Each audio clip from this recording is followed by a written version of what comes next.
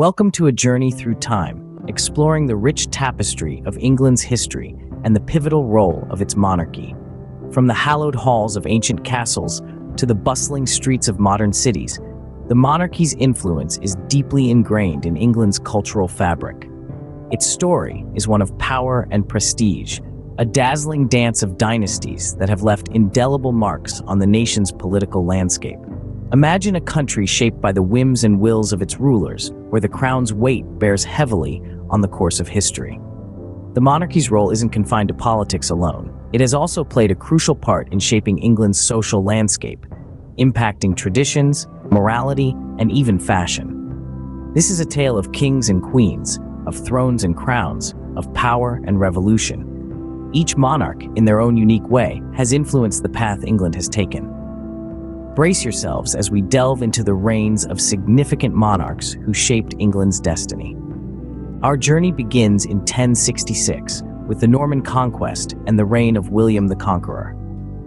This pivotal year in England's history marked the successful invasion of the island nation by the Normans, led by Duke William of Normandy, henceforth known as William the Conqueror.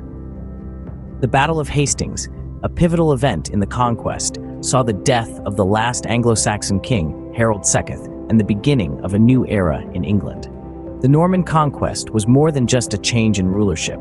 It led to profound changes in English society. The Normans introduced a new language, French, which merged with the existing Old English to form what we know as Middle English. This linguistic fusion is the reason why so many English words today have French roots. Under William's reign, the feudal system was also firmly established in England.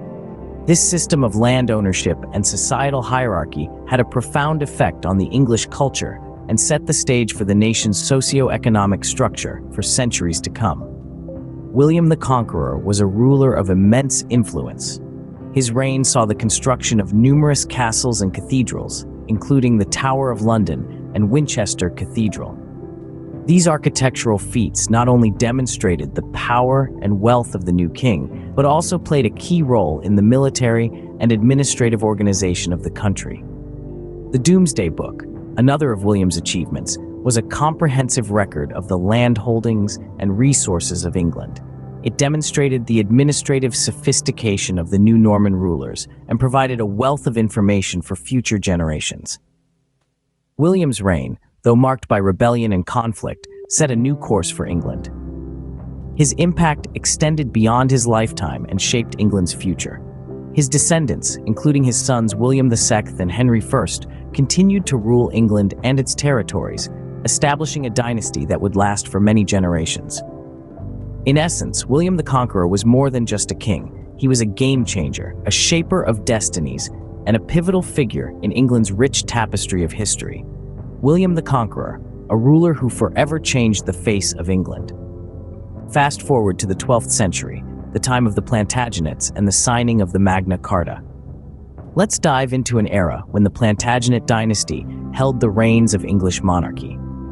This powerful family ruled for over 3 centuries, leaving an indelible mark on England's history. But for our tale, we focus on King John, a Plantagenet whose reign turned out to be a pivotal chapter in England's narrative. King John's rule was marred by controversy and conflict. His persistent disputes with the nobility and the clergy were notorious. These clashes, coupled with his heavy taxation and military failures, led the barons to revolt, culminating in a significant event in 1215, the signing of the Magna Carta. But what is this Magna Carta, you may ask? This Latin term, meaning Great Charter, was a peace treaty of sorts. Yet, it was so much more. It was a document that laid down laws limiting the power of the monarchy while protecting the rights of the nobility. It was an agreement that the king was not above the law, a revolutionary concept at the time. More than just a relic of a bygone era, the Magna Carta was a beacon of hope, a promise of justice and fairness. It set the stage for a system of governance where power was not absolute, but checked and balanced. It's no exaggeration to say that it was a stepping stone towards democracy as we know it today. Although King John had no intention of abiding by the Magna Carta, and the Pope annulled it shortly after its inception, the Charter's principles endured. Its echoes reverberated through the corridors of time, influencing the formation of constitutional law in England and beyond.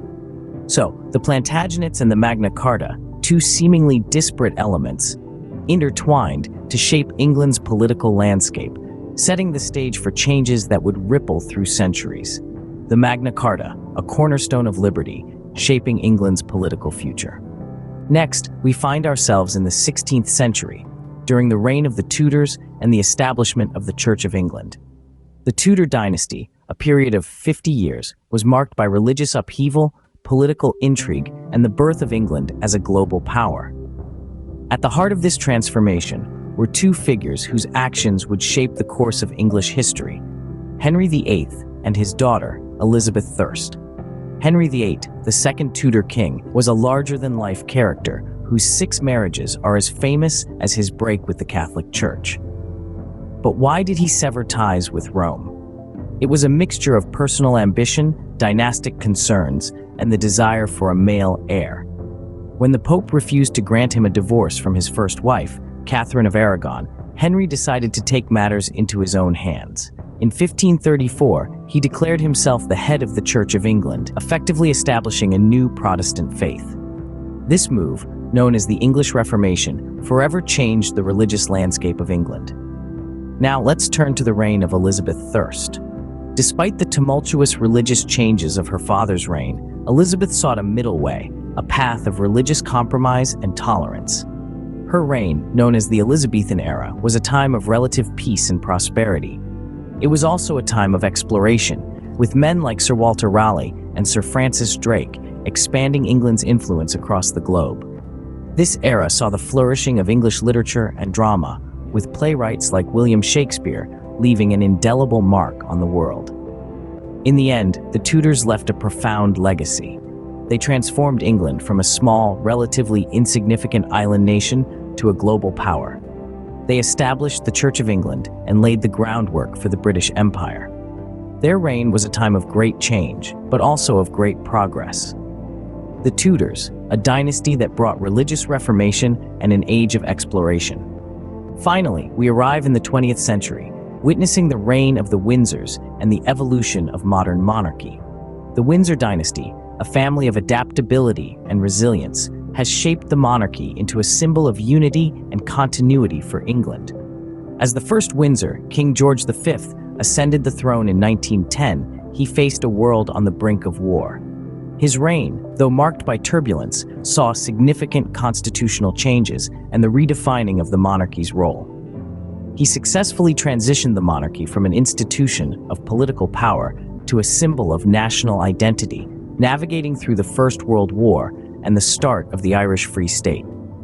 But perhaps the most iconic figure of the Windsor dynasty is Queen Elizabeth II. Ascending the throne in 1952, she has become the longest reigning monarch in British history. Her reign has seen colossal shifts in societal attitudes and global politics. Yet, through these changes, she has remained a steady figurehead, adapting the monarchy to fit the changing world. She has witnessed and influenced the evolution of the monarchy from a distant, revered institution to one that is more accessible and visible to the public. Today, the monarchy's role in modern England is largely ceremonial, serving as a symbol of continuity and tradition. Though the monarch no longer holds substantial political power, their influence is still palpable, shaping national sentiment and identity. The Windsors have navigated through immense societal and political changes, continually adapting the monarchy to maintain its relevance in a rapidly changing world. The Windsors have not only witnessed history, but have also played a crucial role in shaping it. Their reigns have seen wars, social upheavals, and technological advancements, and through it all, they have remained a constant, guiding England with a steady hand. The Windsors, a dynasty that has guided England through some of its most challenging times. From William the Conqueror to Queen Elizabeth II, England's monarchy has been at the forefront of the nation's history. We've journeyed through the pages of time, witnessing the ways in which the monarchy has shaped England's destiny. The Norman conquest, led by William the Conqueror, marked the beginning of this fascinating journey, setting the stage for centuries of royal influence. The Plantagenets brought forth the Magna Carta, a landmark document that forever changed governance, not just in England, but across the globe. Then we saw the Tudors, who in the midst of religious turmoil established the Church of England, a move that continues to impact the nation's identity.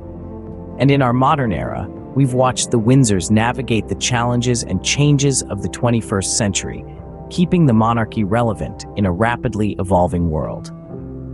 As we close this journey through time, we appreciate the monarchy's influence, shaping England into the nation we know today.